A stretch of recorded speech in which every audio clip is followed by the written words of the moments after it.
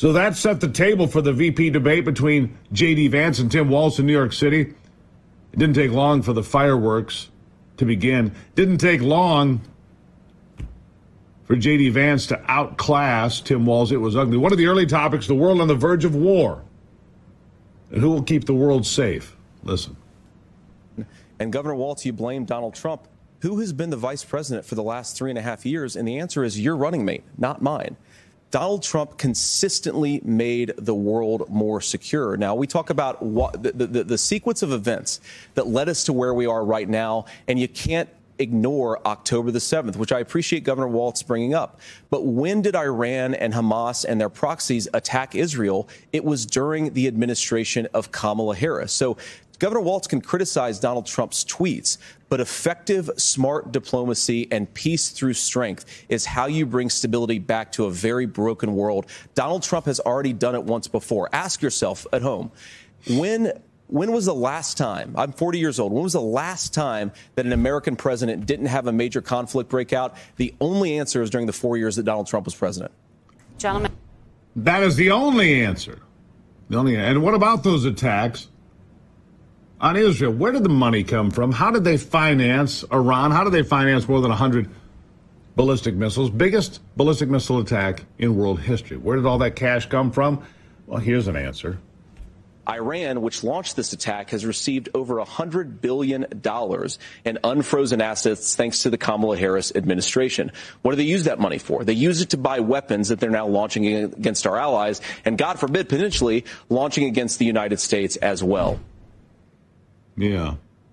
Well, on the point of keeping nuclear weapons out of the hands of Iran, which was a big topic. I mean, war was a big topic early on. And we get to other things here coming up.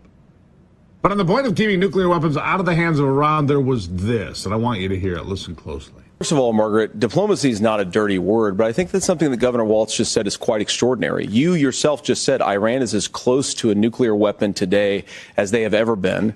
And Governor Walz, you blame Donald Trump. Who has been the vice president for the last 3.5 years? And the answer is your running mate, not mine. Donald Trump consistently made the world more secure. Now, we talk about what the sequence of events that led us to where we are right now, and you can't ignore October the 7th, which I appreciate Governor Walz bringing up. But when did Iran and Hamas and their proxies attack Israel? It was during the administration of Kamala Harris. So Governor Walz can criticize Donald Trump's tweets, but effective, smart diplomacy and peace through strength is how you bring stability back to a very broken world. Donald Trump has already done it once before. Ask yourself at home, when was the last time, I'm 40 years old, when was the last time that an American president didn't have a major conflict break out? The only answer is during the 4 years that Donald Trump was president. Yeah, underscoring that again, the only time was when Donald Trump was president, period. You needed to hear that twice, so I played it because that is the truth of my lifetime. We didn't get into a major conflict anywhere. Then, of course, the conversation shifted to the great open border. What's really happening there? This is a great answer, by the way. Listen. Of 2 minutes. So first of all, Margaret, before we talk about deportations, we have to stop the bleeding. We have a historic immigration crisis because Kamala Harris started and said that she wanted to undo all of Donald Trump's border policies. 94 executive orders suspending deportations, decriminalizing illegal aliens, massively increasing the asylum fraud that exists in our system. That has opened the floodgates. And what it's meant is that a lot of fentanyl is coming into our country. I had a mother who struggled with opioid addiction and has gotten clean. I don't want people who are struggling with addiction to be deprived of their second chance because Kamala Harris let in fentanyl into our communities at record levels. So you've got to stop the bleeding. You've got to re-implement Donald Trump's border policies, build the wall, re-implement deportations. And that gets me to your point, Margaret, about what do we actually do?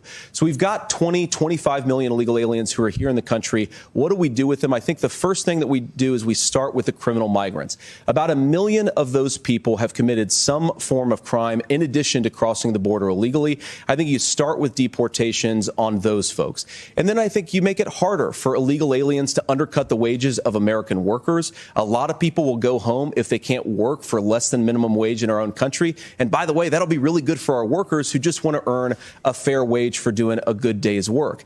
And the final point, Margaret, is you ask about family separation. Right now in this country, Margaret, we have 320,000 children that the Department of Homeland Security has effectively lost. Some of them have been sex trafficked. Some of them hopefully are at homes with their families. Some of them have been used as drug trafficking mules. The real family separation policy in this country is unfortunately Kamala Harris's wide open southern border. And I'd ask my fellow Americans to remember when she came into office, she said she was going to do this. Real leadership would be saying, you know what? I screwed up. We're going to go back to Donald Trump's border policies. I wish that she would do that. It would be good for all of us.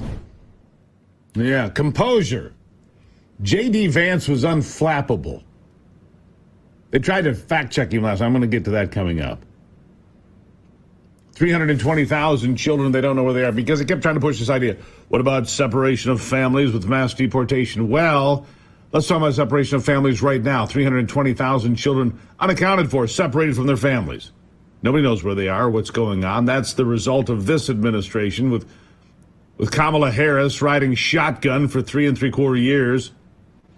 It wasn't even close. Frank Luntz, you remember him, Frank Luntz? Yeah, pollster. He had a focus group, 14 people. Only 5 were leading Trump in the beginning. In the end, they scored at 12-2. A win for J.D. Vance, and more people come across. More people come across. More people come across. This race is all but over.